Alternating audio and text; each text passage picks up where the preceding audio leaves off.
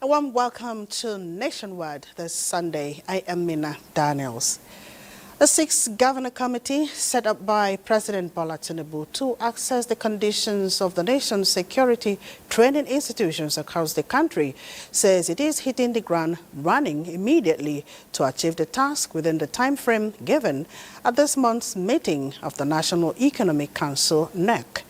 Appearing as a guest on NTA's weekly program, Executive Recap, centered on activities around the presidency, member of the committee, Governor Abdullahi Sule of Nasarawa State, spoke about the values of the Enugu Governor Peter Mbah-led committee, including enhancing the welfare and condition of service of the Nigerian police force.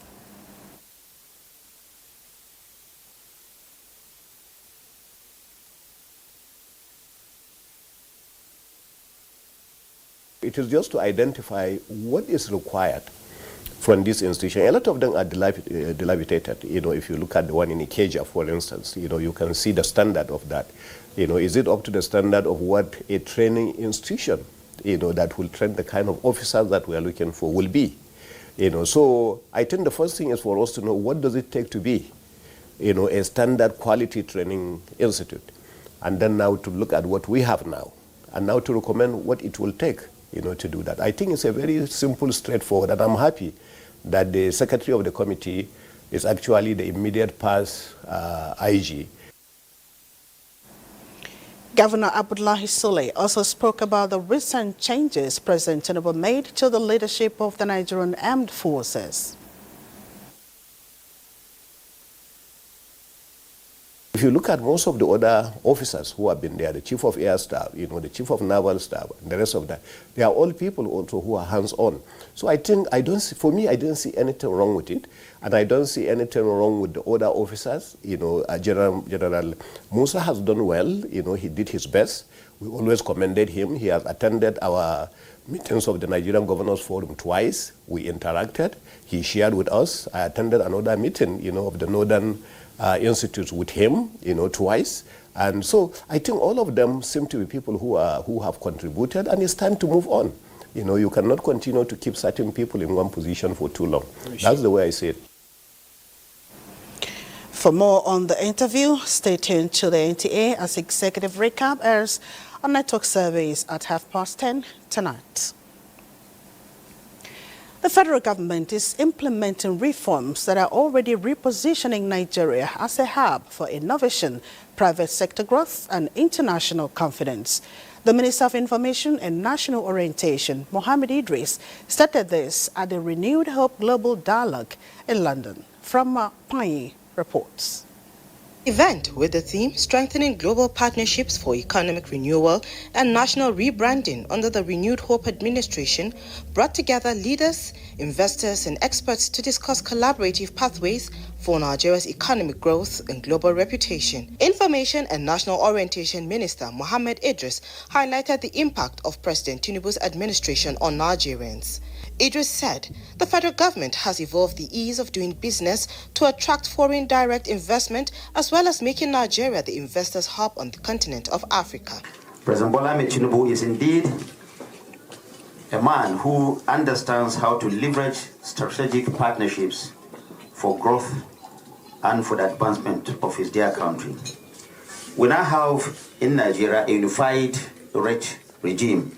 For those of you who may not know, we used to have a situation where investors were finding it difficult to know what the exchange rate was at the time. And we had multiple exchange rates in Nigeria, but when the president came, he said this had to stop. This in addition to a major reform that he took by removing this monster called fuel subsidy in Nigeria. The monster has been there with us for almost 4 decades. With the country out of the grey list, the world is seeing Nigeria as an emerging economy and investors' destination.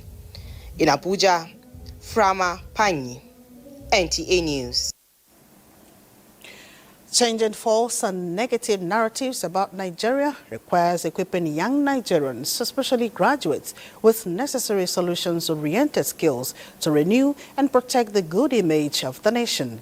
This was highlighted at a two-week training on public relations organized by Image Merchants publisher PR Nigeria, held in Ilorin, the Kwara State capital. Mutiat Olushola reports. Two-week intensive training program tagged Young Communications Fellowship 2025 is to, among other things, encourage young Nigerians, especially graduates, to utilize the emerging digital skills and tools to engage in positive and developmental journalism to portray the good image of Nigeria at all times. The Chief Executive Officer of PR Nigeria, Yushal Shuaib, decried the spreading of negative narratives about Nigeria and called for several measures to be put in place to redeem the good image of the nation. We believe that there's a way, as an ambassador, you can go out there to do what? To provide the proper factual narrative. Along the line, when the enemy are doing the other one, you can provide the alternative narrative. Strategic communication is about impact, is about influence. They need to responsibly use some of these tools in order to bring home their points to their audiences. Intensive training of becoming a good fact checker, communicator. Sincerely, it's great. Image Merchants publisher PR Nigeria has so far empowered and inducted 60 young Nigerian graduates from different fields of endeavor into its fellowship program since its inception. Motiat Olushola, NTA News.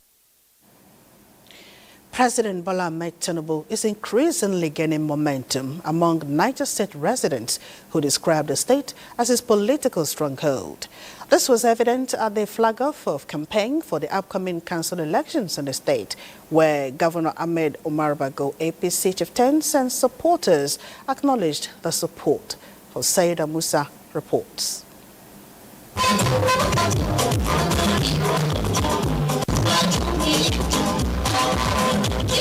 Terminal Trade Fair Ground played host to the All Progressives Congress national and state chieftains, as well as party loyalists from the 25 local government areas of Niger State.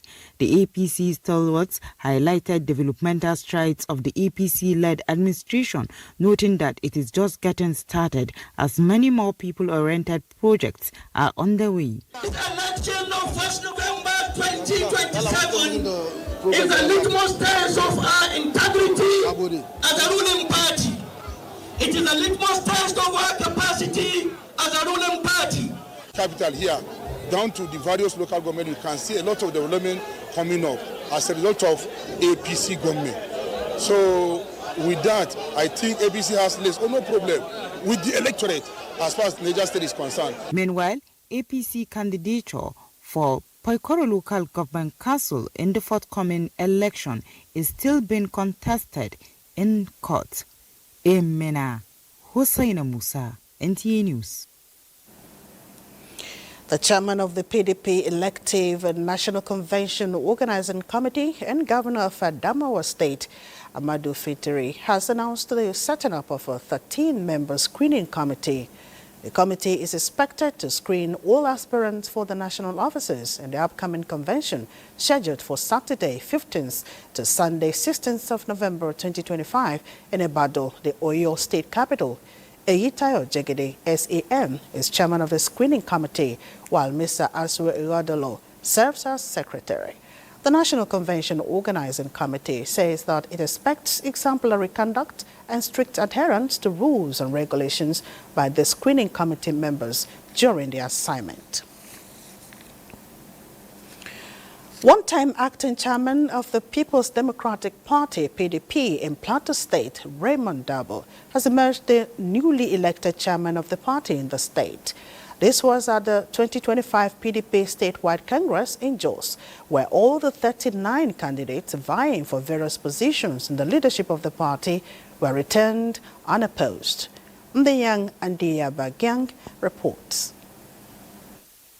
We have Raymond Dabo, with 2,162 votes. That was the returning officer of the election, David Umbugadu, who represented the national headquarters of PDP, declaring the winners of the election. Thereafter, all the 39 elected EXCOs took the oath of allegiance and the oath of office respectively. The new chairman, Raymond Dabo, expressed appreciation to the party for finding him worthy of the position and pledged to ensure they deliver as expected. This is call to duty. We'll go from each local government to every local government. We'll go from ward to ward, and we shall try and unite. Governor Caleb Mutfwang expressed delight with the peaceful conduct of the election and the support of various stakeholders, assuring people of the state that there will be no more faction in the party. We must unite and work together. And that tells you how PDP is well on ground, and tell how PDP is a party that belongs to the people. And once these things are done, it will settle. The PDP family will not regret it. Plateau people have imbibed and have taken PDP as a party that they are sure it will take them to their expected destination. Representatives of INEC commended the peaceful conduct of the exercise in Jos, Ndenyan, and the Abuja. NTA News. Time now to head to Lagos, where Awal is standing by with more on Nationwide. Hello, Awal.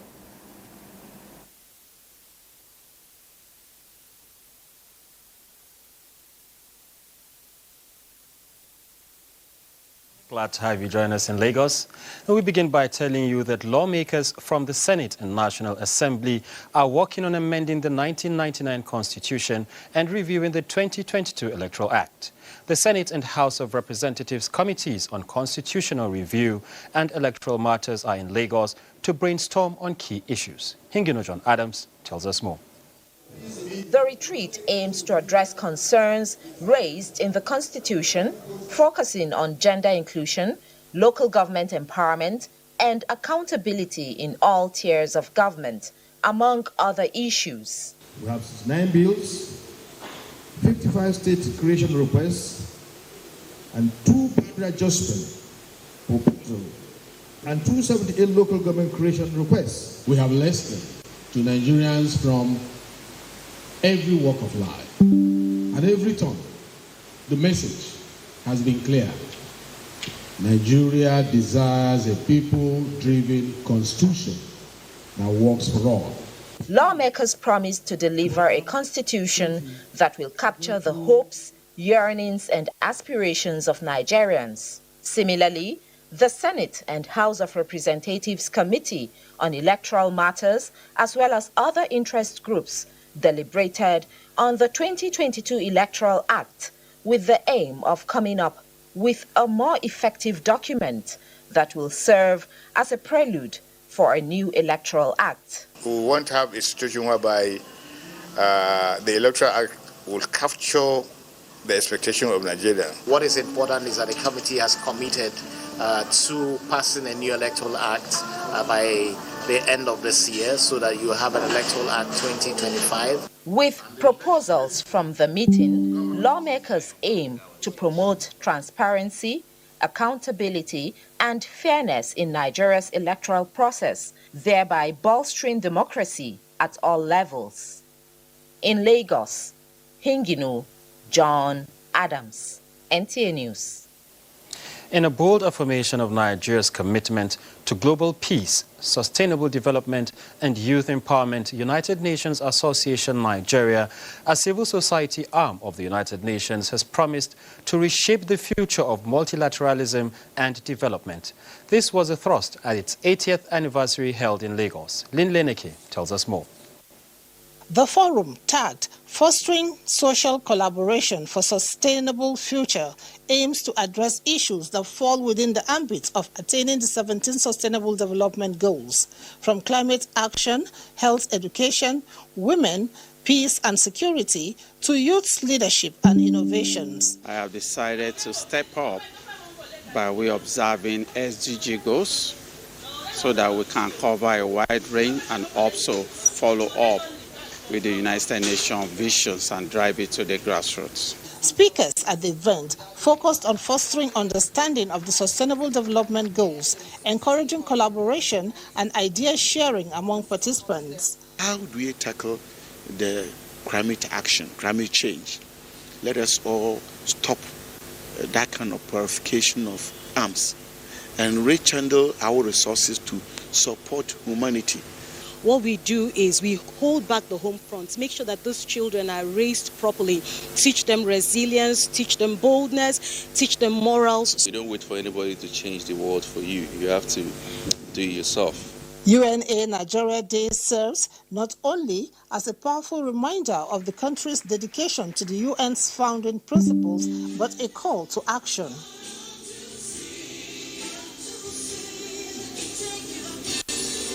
The Nigerian Television Authority was one of the recipients of awards for projecting the United Nations mandates. The two-day conference, which attracted speakers from various disciplines, is expected to project national and international UNA Nigeria mission to localize the UN's global principles. Facilitators say United Nations journey spanning 80 years has been marked by hope and unwavering commitments to peace, justice, and development.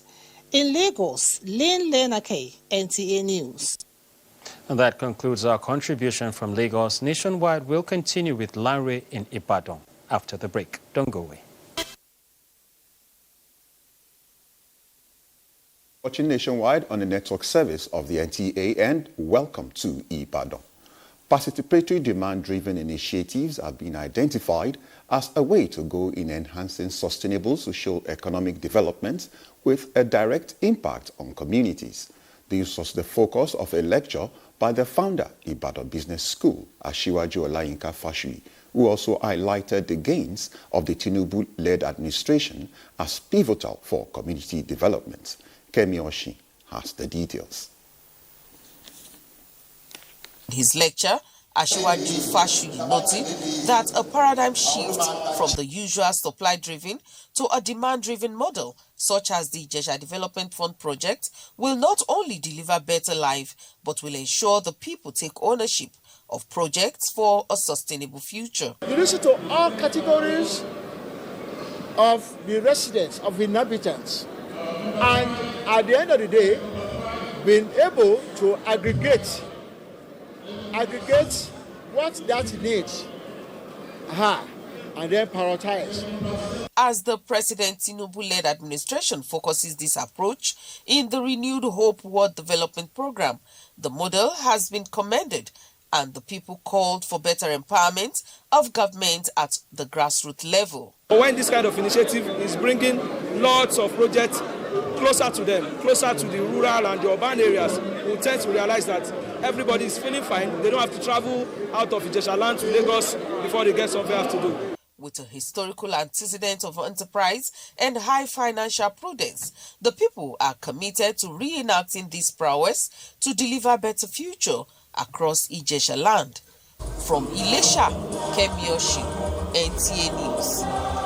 Respite will soon come the way of motorists enduring long stretch of the dilapidated Ilesha-Ife-Ibadan Expressway as the chairman, House of Representatives Committee on Works, Akin Alabi, is moving to fast-track repairs, mobilizing contractors to the Egbeda-Onara axis of the road for immediate rehabilitation. Wasiu Raoul's report is here presented. The Ilesha-Ife-Ibadan Expressway, long described by motorists as a death trap, source of hardship and delay, and daily frustration, finally caught the attention of the federal government. The 180-kilometer stretch has now been re-awarded to a new contractor, with the project upgraded from asphalt to a more durable concrete construction. Speaking on the development, the lawmaker representing Egbeda-Onara Federal Constituency, Akin Alabi, explained that this intervention aims to make the road motorable and safer from the Ibadan axis, pending the full reconstruction of the expressway. He emphasized that ensuring better roads for his constituents is part of his commitment to deliver the dividends of democracy through tangible infrastructure. The work was not awarded as a constituency project, it's a national project. It cuts across. So they are starting from Osun, but this axis here is giving us problems in our constituency. So that's why I urged the President, the Minister of Works, and the contractors to please do something immediately for us on this axis. The full reconstruction of The Ilesha-Ife-Ibadan Expressway is scheduled to be completed within 5 years. And those are the trending reports from Ibadan. At this hour, it's now time to rejoin our Abuja studio where Mena is standing by. Thank you, Larry. Our chairman, Niger State Traditional Council and the Etsunupe Yaya Abubakar has sympathized with the victims of Tuesday petrol tanker explosion at Esa and Badigi in Kacha local government area of Niger State. The Etsunupe, who was in company of the Permanent Secretary, Primary Healthcare Development Agency, visited the National Hospital, where some of the victims are receiving medical attention. He sympathized with them and pledged to deploy sensitization mechanism across the length and breadth of the state to educate the populace about the danger of scooping petrol and other combustible items each time there is an accident. My TV may grant them the benefit those who are living and have this suffering victims, may grant them quick recovery. Well, it's quite pathetic and quite unfortunate, but the state government has responded very, very, very rapidly to the situation. So that's why I've been here since yesterday to receive the victims and to make sure that they are all admitted and made comfortable. The delegation later condoled with families of the deceased and the incident victims in their communities. In line with its commitment to improving infrastructure and learning environment across tertiary institutions in Nigeria, the Tertiary Education Trust Fund, TED Fund, has inaugurated 5 key projects at Rufus Giwa Polytechnic, Owo, Ondo State. Inaugurating the facilities, a member of the Board of Trustees representing the Southwest Sunday at Dekpaju urged the institution to uphold academic excellence and accountability to justify the investment. Abdul Karim Ahmed reports. Newly completed project valued at over 1.75 billion naira represents another major milestone in the ongoing efforts to reposition Rufus Giwa Polytechnic Owo for global academic relevance. The 5 facilities, which are classroom blocks for different faculties and an academic office building, are expected to enhance teaching, research and administrative efficiency while providing a more conducive environment for both students and staff. I hereby commission this lecture theatre for the use of the students of this institution. May God bless all. Sunday Adekboju, who represented TED Fund Board of Trustees, said the intervention reflects TED Fund's renewed commitment to eliminating abandoned projects and strengthening the capacity of polytechnics to contribute meaningfully to national development. As a fund, we will never relent at ensuring that we support our public institutions towards achieving world-class status as they perform their role in advancing and acquiring knowledge seekers of all ages. Our polytechnic has benefited from TED Fund in procurement of laboratory equipment across departments, in addition to sponsorship for conferences and other training opportunities for academic staff. In Akure, Abdul Karim Ahmed, NTA News. Let's now join Abubakar in Maiduguri for stories making the rounds from that end. Hello, Abubakar. It's always good to see you, Mina, and thank you for joining us here.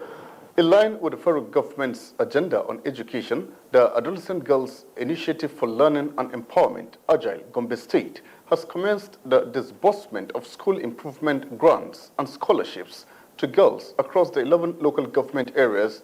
The grant and scholarship, worth over 700 million naira in its first phase, aims to strengthen girl-child education and empower vulnerable learners in rural communities. Here is Abbas Maikano with the rest of the story. Girls, accessing education is a daily struggle. Long walking distances, inadequate school facilities, and early marriage pressures stand in their way. However, the Agile project is gradually breaking down these barriers. The flag off of the disbursement of school improvement grant and girls scholarships of over 700 million naira marks a significant milestone. It is a day of celebration and renewed hope for these young girls as the scholarships will increase their access to learning, paving way for a brighter and more confident future. Gombe State Deputy Governor Manasseh Daniel Jatau reaffirmed the present administration's commitment to inclusive education, particularly for girls in rural and vulnerable communities. Beneficiaries, the communities must work hard to ensure that they justify the money spent on them by the World Bank, by the federal government, and by the state government. The first phase of the grant targets more than 12,000 students across the state. The project aims to improve access to and quality of secondary education for adolescent girls, especially those from poor and vulnerable households. Scholarship program is one of Abuja's major interventions designed to reduce the financial burdens that keep girls out of school. The disbursement ceremony brought together traditional rulers, members of the Gombe State House of Assembly, education stakeholders, and the beneficiaries united in their vision to break the cycle of poverty through education. In Gombe, Abbas Mikano, NTA News. And talking health now, Nigerian Medical Association NMA, Borno State Branch, says it will continue to celebrate the resilience, commitment and sacrifices being made by Nigerian doctors while reflecting deeply on the state of the healthcare system, in addition to charting a purposeful course for its future. State Chairman of the association, Dr. Yaqub Muhammad El Yaqub, reiterated this at the NMA Secretariat in Maiduguri as part of activities marking the 2025 Physicians Week. The report. It has been a tradition for the Nigerian Medical Association NMA Borno State Branch to celebrate the Physicians Week annually towards reviewing its performances, pressing challenges, and the best way to chart the way forward within the health sector. This year is not different, as the association, through its chairman, outlined areas of concern such as Nigeria's health reality, policy, workforce, financing, service delivery, and outcomes. NMA maintained that the 2025 Physicians Week must serve as a clarion call towards the renewal of commitment to a more functional, equitable, and sustainable health system for all. Human resources for health is a challenge. However, a lot has been done by this administration, and we call on the government to do more to ensure that all the gaps that has to do with health, human resources for health is actually breached. The theme for this year's Physicians Week is healthcare as a value chain, building efficiency from policy to patient, which encapsulates the urgent need for a coordinated, accountable, and effective health system where every component of healthcare is optimized to deliver true value to the Nigerian people.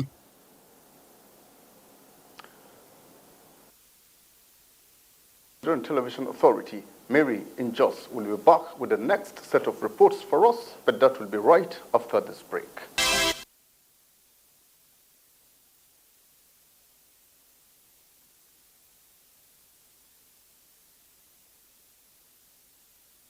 Still on to Nationwide, and welcome to Jos. We begin with health, where Plateau State government is partnering healthcare donors to vaccinate more than 2 million children against measles and rubella diseases across the 17 local government areas. Ijeoma Zemena reports that the state government, UNICEF, and other donor agencies launched the campaign in the state. Measles remains one of the leading causes of child mortality globally, while rubella infection during pregnancy can result in severe birth defects known as congenital rubella syndrome. To address this health challenge, Nigeria is rolling out one of the largest integrated campaigns of measles rubella vaccine into routine immunization, with Plateau State following suit to protect children from this highly contagious disease. Like an airborne disease that used to be transferred from one person to another.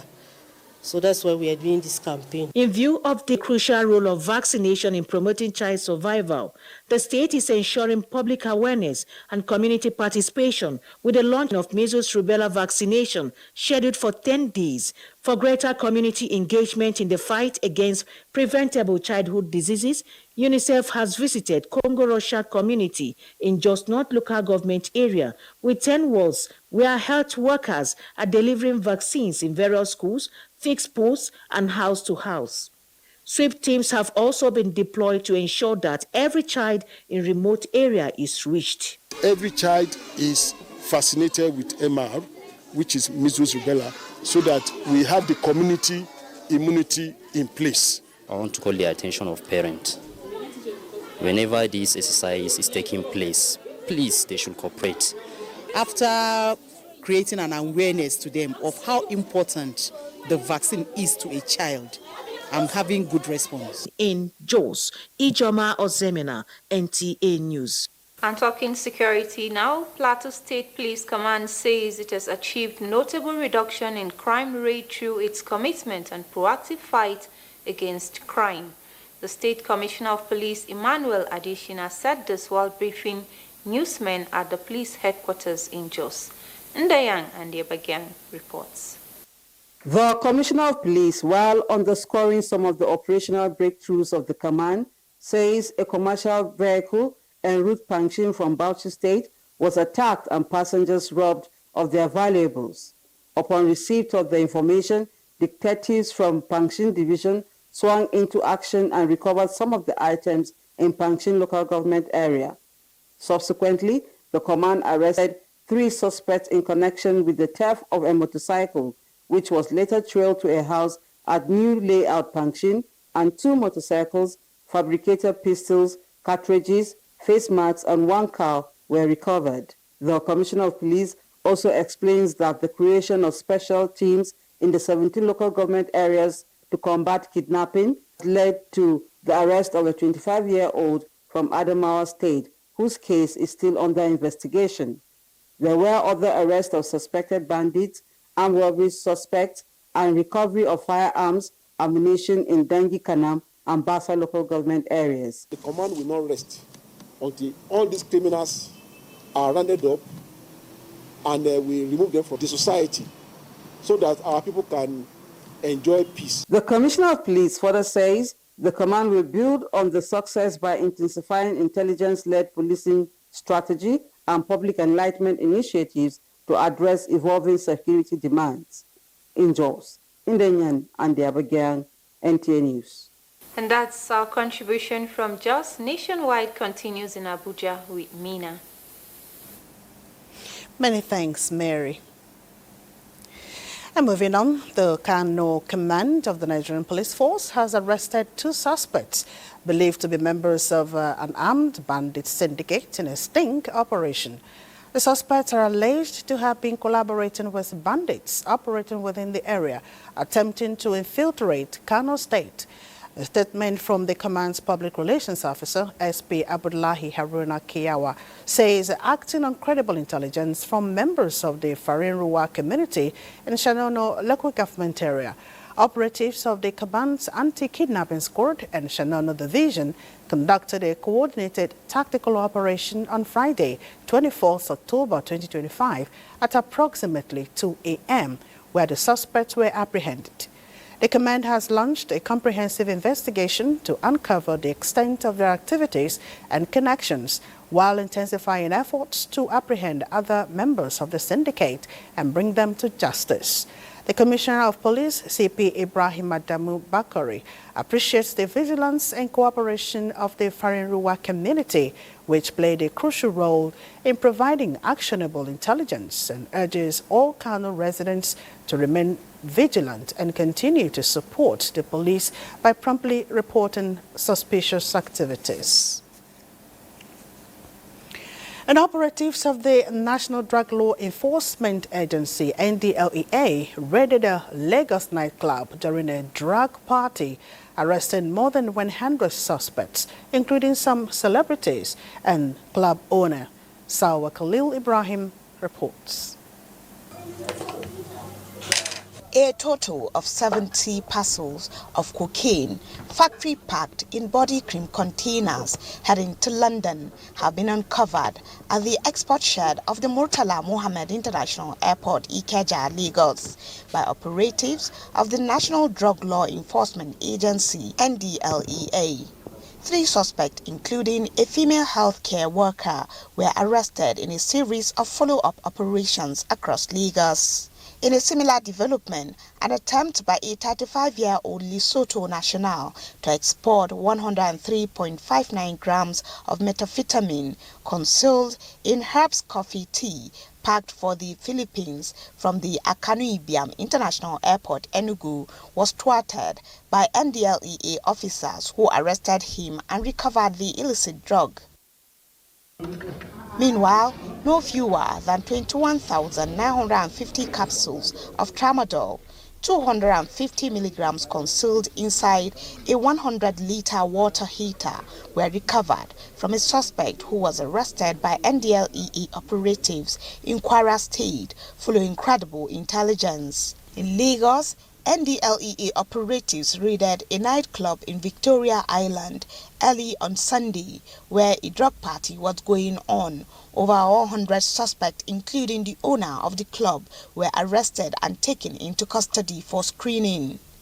Cartons of illicit substances, including loud and laughing gas, were recovered from the suspect at the party and the club's store.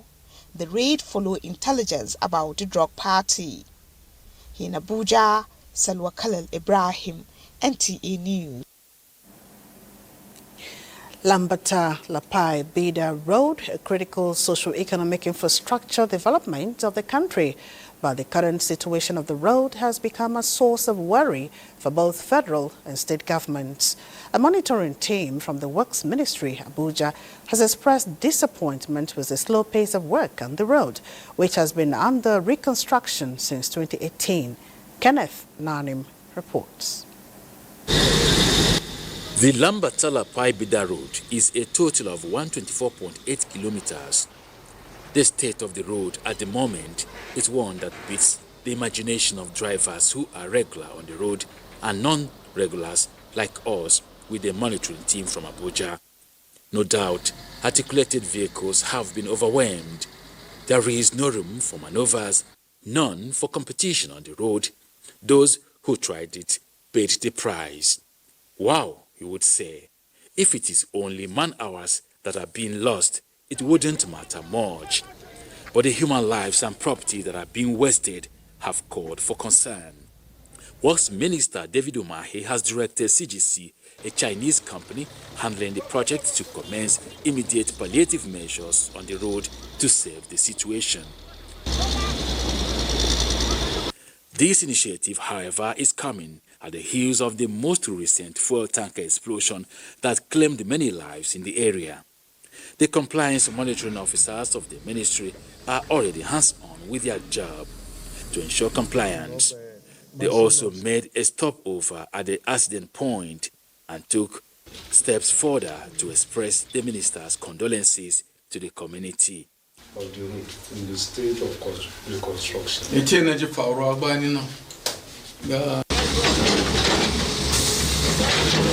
Attention is back to the road.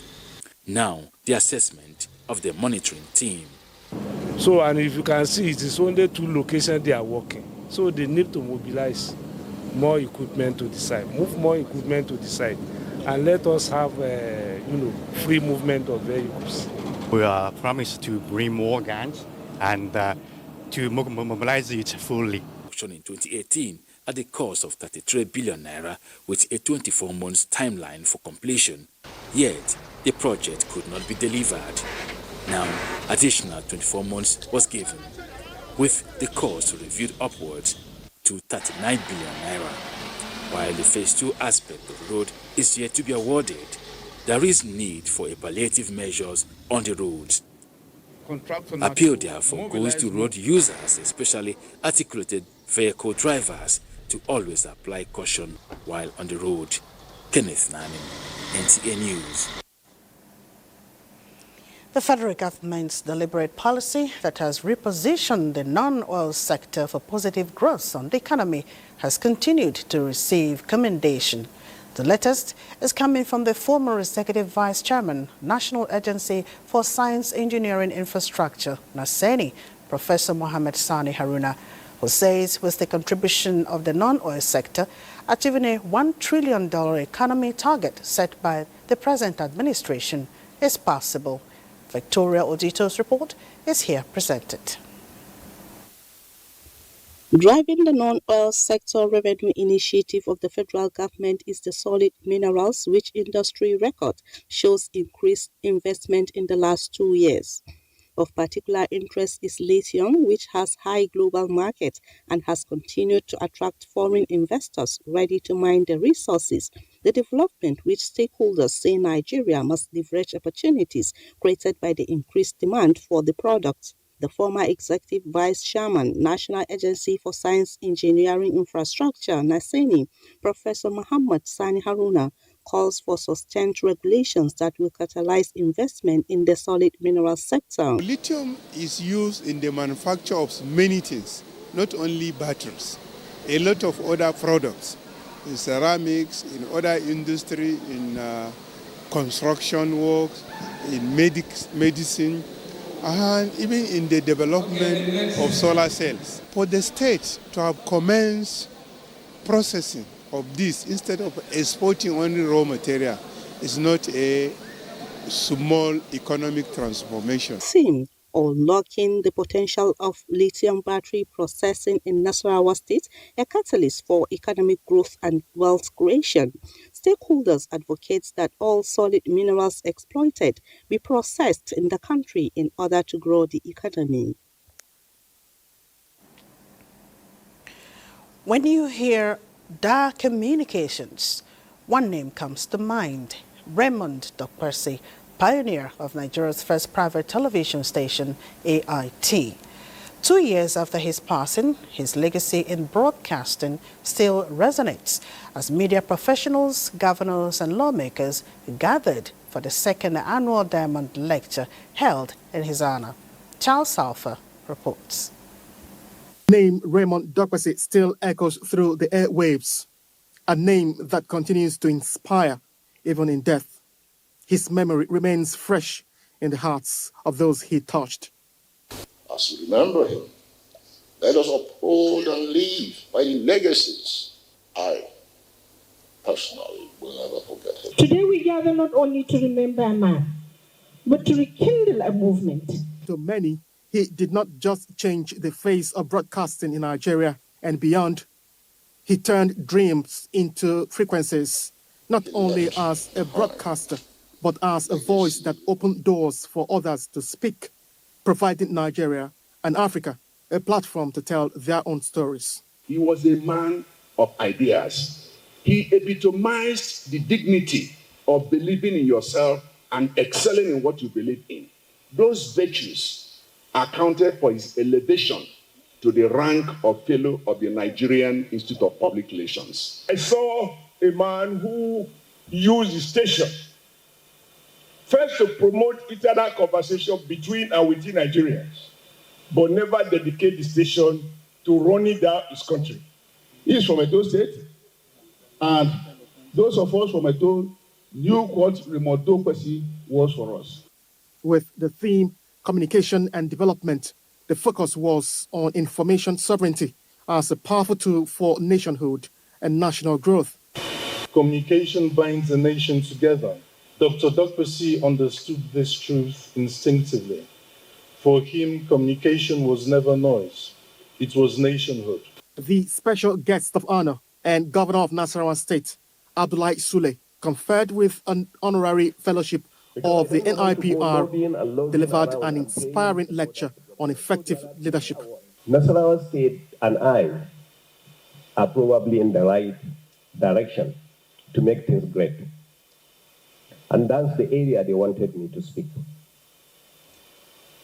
So therefore, I return to that question. What does it take to be the first? What does it mean to be the first? To many, late Raymond Dokpersi may be gone, but his impact on the broadcast industry remains unforgettable. A great man who walked the earth and left footprints that continue to inspire. Charles Alpha, NTA News. A sports update is next. The National Sports Commission has inaugurated new executive boards for various sports federations